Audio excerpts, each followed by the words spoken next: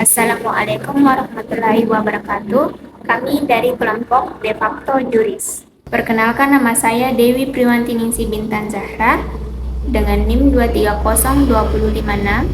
Saya sebagai ketua. Kelompok kami akan membahas salah satu kasus yang cukup menarik perhatian publik, yaitu putusan PT UN Jakarta nomor 604 garing G garing 2023 garing PT UN tentang pembatalan keputusan Mahkamah Konstitusi nomor 17 tahun 2023 tertanggal 9 November 2023 tentang pengangkatan Soehartojo sebagai Ketua Mahkamah Konstitusi dengan masa jabatan 2023 sampai 2028. Penggugat adalah Profesor Dr. Anwar Usman, adalah salah satu tokoh yang dikenal luas dalam hukum Indonesia sebagai Ketua Mahkamah Konstitusi periode 2023 sampai 2028 yang bertanggung jawab menjaga kestabilan dan menjaga perannya dalam memastikan hukum berjalan dengan adil.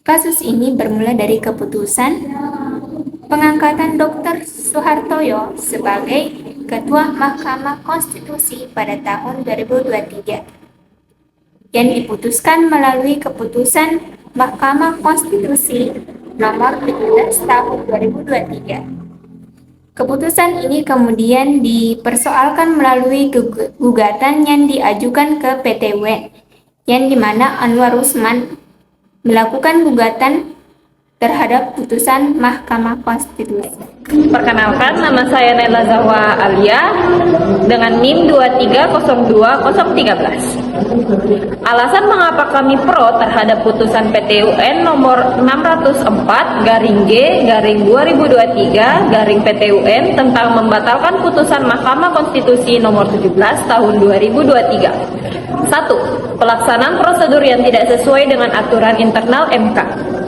Salah satu dasar dari putusan Pengadilan Tata Usaha Negara PT UN ini adalah adanya dugaan bahwa pengangkatan Soehartojo sebagai Ketua Mahkamah Konstitusi tidak sesuai dengan prosedur internal yang berlaku di institusi tersebut. Tata cara pemilihan Ketua MK diatur secara ketat oleh Undang-Undang Mahkamah Konstitusi serta peraturan-peraturan internal MK yang bertujuan untuk menjaga transparansi, akuntabilitas, dan legalitas proses tersebut. Dalam putusannya, PT UN menemukan indikasi bahwa pemilihan dan pengangkatan Soehartojo sebagai Ketua MK tidak sepenuhnya mematuhi aturan yang berlaku, baik dari segi formal maupun substansial. Hal ini mencakup kemungkinan pelanggaran terhadap prosedur administratif yang seharusnya diikuti, serta adanya potensi penyimpangan dalam substansi pemilihan yang bisa mempengaruhi legitimasi hasil akhirnya. PT UN menyoroti pentingnya setiap langkah dalam proses pemilihan tersebut untuk mematuhi ketentuan hukum yang berlaku guna menjaga kepercayaan publik terhadap integritas lembaga peradilan tertinggi ini. Nama saya Nur Indah Natasha dengan NIM 2302054. Jadi, yang kedua adalah putusan PT UN menjaga keseimbangan kepemimpinan di Mahkamah Konstitusi. Alasan lain yang mendasari putusan PT UN ini adalah upaya untuk menjaga keseimbangan kepemimpinan dan stabilitas internal di Mahkamah Konstitusi. PT UN memandang bahwa pengangkatan Soehartojo sebagai Ketua Mahkamah Konstitusi tanpa mengikuti prosedur yang telah diatur secara ketat dan tanpa memperhatikan aturan internal atau aspirasi dari pihak-pihak terkait, terutama para hakim konstitusi lainnya, berpotensi memicu ketidakpuasan dan konflik di antara para anggota. Jika aturan dan prinsip kolektivitas diabaikan, hal ini tidak hanya dapat merusak kerjasama dan harmonisasi di dalam tubuh MK, tetapi juga dapat menurunkan kredibilitas dan legitimasi lembaga tersebut di mata publik. Pemilihan pemimpin di institusi hukum tertinggi seperti MK harus dilakukan dengan transparansi dan memperhatikan kepentingan semua anggota majelis. Setiap anggota majelis memiliki peran penting dalam menjalankan tugas konstitusionalnya, sehingga dukungan kolektif dan kesepakatan di antara mereka menjadi faktor krusial dalam menciptakan kepemimpinan yang stabil dan efektif. PT UN menilai bahwa dengan membatalkan pengangkatan Soehartojo, mereka bukan hanya menegakkan aturan, yang dilanggar, tetapi juga memastikan bahwa keseimbangan kepemimpinan dan kerjasama di antara para hakim konstitusi tetap terjaga. Keseimbangan ini merupakan elemen kunci dalam menjaga integritas MK sebagai lembaga peradilan yang netral, independen, dan berfungsi optimal. Kerjasama yang solid di antara para hakim konstitusi yang sangat penting agar MK dapat menjalankan perannya dalam menegakkan konstitusi dengan bijak dan adil, serta tetap dipercaya oleh publik. Dengan demikian, putusan PT UN ini tidak hanya mengoreksi proses administratif yang keliru, tetapi juga dapat mendukung terciptanya lingkungan yang kondusif bagi MK untuk terus berfungsi secara efektif dan berintegritas tinggi. Perkenalkan, nama saya Muhammad Rafli Suardi dengan NIM 2302049. Ketiga, memastikan kepemimpinan yang legitimate dan sesuai dengan konstitusi. Memastikan kepemimpinan yang legitimate dan sesuai dengan konstitusi adalah inti dari putusan Pengadilan Tata Usaha Negara atau PT UN yang membatalkan pengangkatan Soeharto sebagai Ketua Mahkamah Konstitusi atau MK. Keputusan ini menegaskan bahwa seorang Ketua MK harus memiliki legitimasi yang kuat tidak hanya dari segi hukum formal, tetapi juga dari segi moral dan etika. Legitimasi tersebut dapat dicapai melalui proses pemilihan yang adil, transparan, dan sesuai dengan konstitusi serta peraturan internal yang berlaku. Proses pemilihan pemimpin lembaga tertinggi negara seperti Mahkamah Konstitusi harus berjalan dengan penuh integritas, mengikuti ketentuan hukum yang ada, sehingga hasilnya dapat diterima oleh semua pihak, termasuk para hakim konstitusi dan masyarakat luas. Pengadilan Tata Usaha Negara melalui putusannya ingin menekankan bahwa legitimasi kepemimpinan tidak bisa diperoleh melalui mekanisme yang cacat atau bertentangan dengan prinsip-prinsip hukum yang berlaku. Jika proses pemilihan berjalan tanpa transparansi atau melanggar aturan internal, maka hal itu berpotensi merusak kepercayaan publik terhadap Mahkamah Konstitusi sebagai institusi peradilan tertinggi yang seharusnya netral dan adil. Sebaliknya, pemimpin yang dipilih secara sah dan sesuai prosedur akan memiliki otoritas moral yang kuat untuk memimpin lembaga tersebut dan menjaga reputasinya sebagai penjaga konstitusi. Lebih jauh lagi, legitimasi kepemimpinan juga berperan penting dalam memastikan efektivitas dan kelancaran kerja internal di Mahkamah Konstitusi. Seorang ketua Mahkamah Konstitusi yang terpilih melalui proses yang sesuai akan lebih mampu menggalang dukungan dari para anggota majelis dan menciptakan lingkungan kerja yang harmonis dan produktif.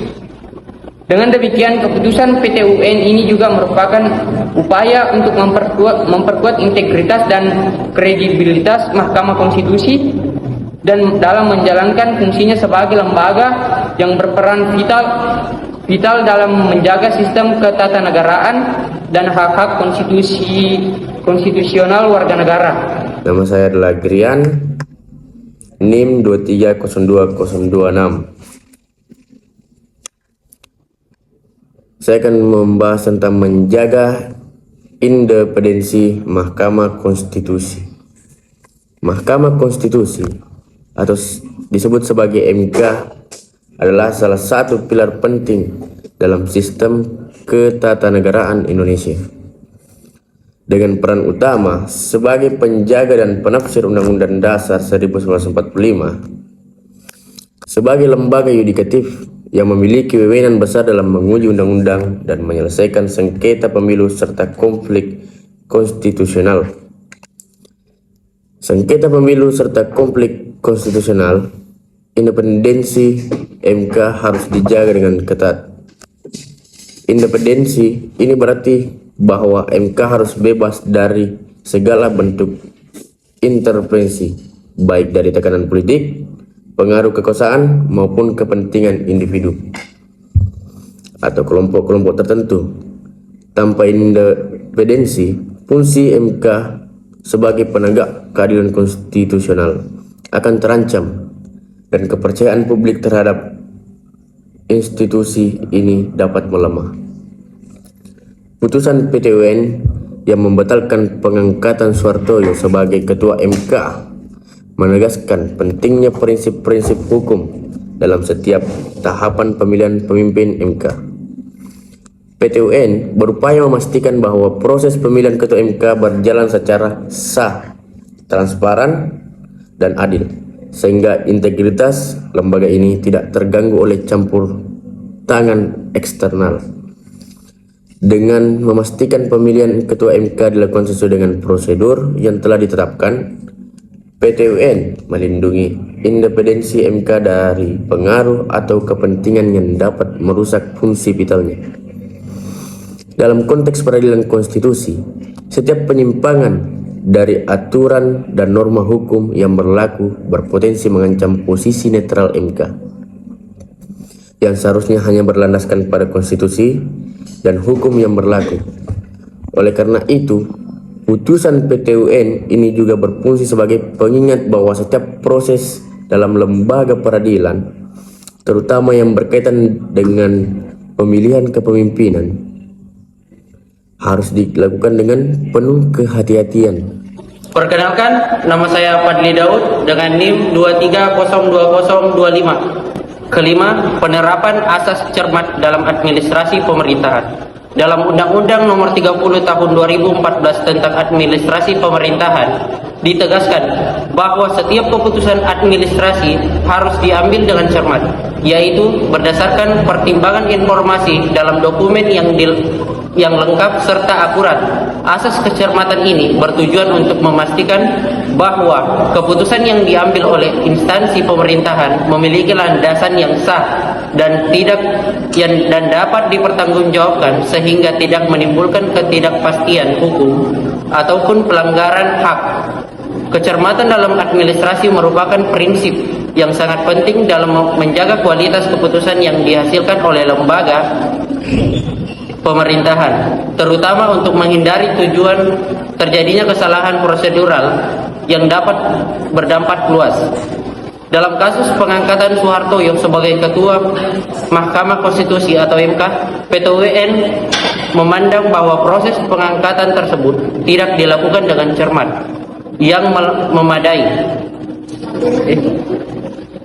Dengan kecermatan yang memadai, bagaimana diwajibkan oleh Undang-Undang Administrasi Pemerintahan, salah satu poin utama yang mengangkat dalam putusan PT UN adalah bahwa penertiban surat keputusan atau SK pengangkatan Soehartoyo sebagai Ketua MK seharusnya dilalui dengan pencabutan SK Anwar Usman sebagai Ketua MK sebelumnya.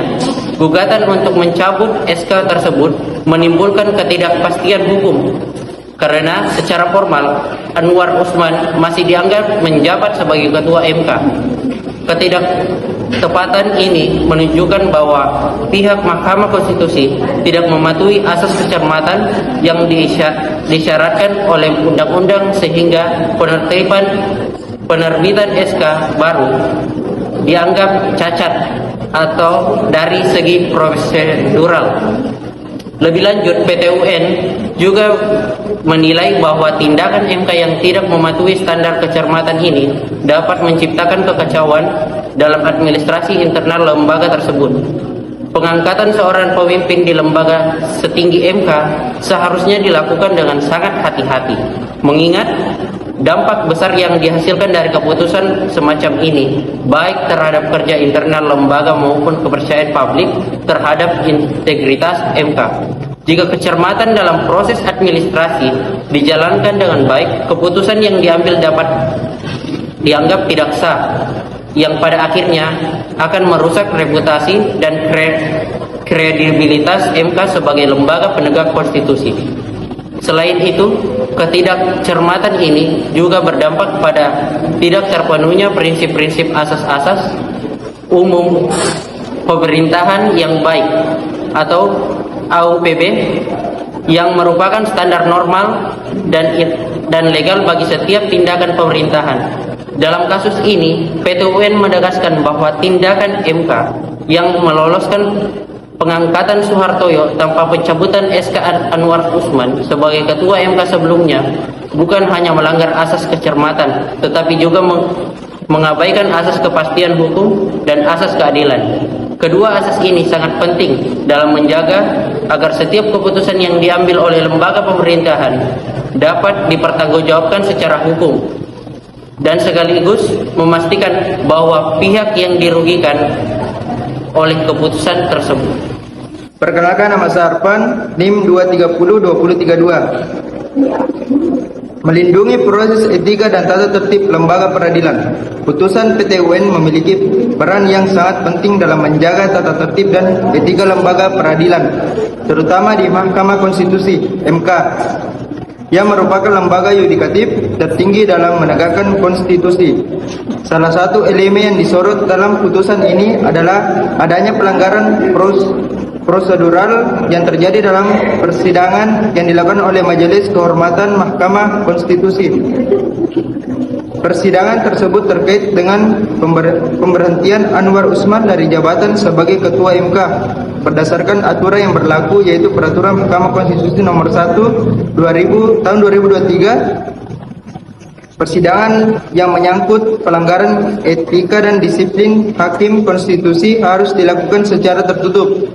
Namun, dalam kasus ini, persidangan dilakukan secara terbuka dan disiarkan melalui berbagai media, termasuk platform digital seperti YouTube. Pelanggaran prosedural ini menjadi sorotan karena pelaksanaan sidang terbuka dalam perkara etika dan disiplin hakim melanggar aturan internal MK yang telah ditetapkan secara jelas dalam Peraturan Mahkamah Konstitusi. Aturan ini tidak hanya mengatur soal tata cara persidangan, tetapi juga bertujuan melindungi kehormatan dan privasi pihak-pihak yang terlibat dalam proses etika tersebut, sekaligus menjaga integritas lembaga dengan dilakukan sidang secara terbuka. MK telah menyimpang dari peraturan yang ada, dan hal ini berpotensi merusak kepercayaan publik terhadap proses peradilan etika di MK. Perkenalkan, nama saya Kirsya Aulia Maharani, NIM 230-2033. PT UN dalam putusannya menilai bahwa pelanggaran prosedural ini bukanlah hal sepele, melainkan masalah serius yang mempengaruhi legitimasi proses pemberhentian Anwar Usman. Jika aturan-aturan dasar dalam pelaksanaan persidangan etik tidak dipatuhi, maka hasil dari proses tersebut dalam hal ini keputusan untuk memberhentikan Anwar Usman tidak bisa dianggap sah secara hukum. Ketidaksahnya proses ini pada gilirannya juga mempengaruhi sah atau tidaknya keputusan lanjutan yang diambil, seperti pengangkatan Soehartojo sebagai Ketua MK yang baru. Dengan kata lain, pengangkatan Soehartojo tidak memiliki landasan hukum yang valid karena dasar hukum yang mendasarinya, yaitu pemberhentian Anwar Usman dilakukan dengan prosedur yang cacat. Kesimpulan yang dapat kami ambil dari yang kami paparkan dalam alasan-alasan tersebut, yang pertama, putusan ini menggarisbawahi pentingnya kepatuhan terhadap prosedur internal Mahkamah Konstitusi. Pelanggaran terhadap aturan internal ini tidak hanya berdampak pada legitimasi proses pemilihan, tetapi juga berpotensi merusak kepercayaan publik terhadap lembaga tinggi negara tersebut. Kedua, putusan ini menegaskan pentingnya menjaga keseimbangan kepimpinan di Mahkamah Konstitusi. Hal ini bertujuan untuk mencegah konflik internal yang dapat mengganggu kinerja lembaga dan mengurangi kredibilitasnya. Ketiga, putusan ini menggarisbawahi pentingnya legitimasi kepimpinan yang diperoleh melalui proses pemilihan yang transparan, adil, dan sesuai dengan hukum. Keempat, putusan ini juga menegaskan pentingnya menjaga independensi Mahkamah Konstitusi dari pengaruh eksternal, termasuk intervensi politik. Terakhir, putusan ini menekankan pentingnya kepastian hukum dan asas kecermatan dalam menyelenggarakan pemerintahan. Proses pengangkatan yang tidak sah dapat menciptakan ketidakpastian hukum dan bertentangan dengan prinsip-prinsip dasar hukum administrasi negara.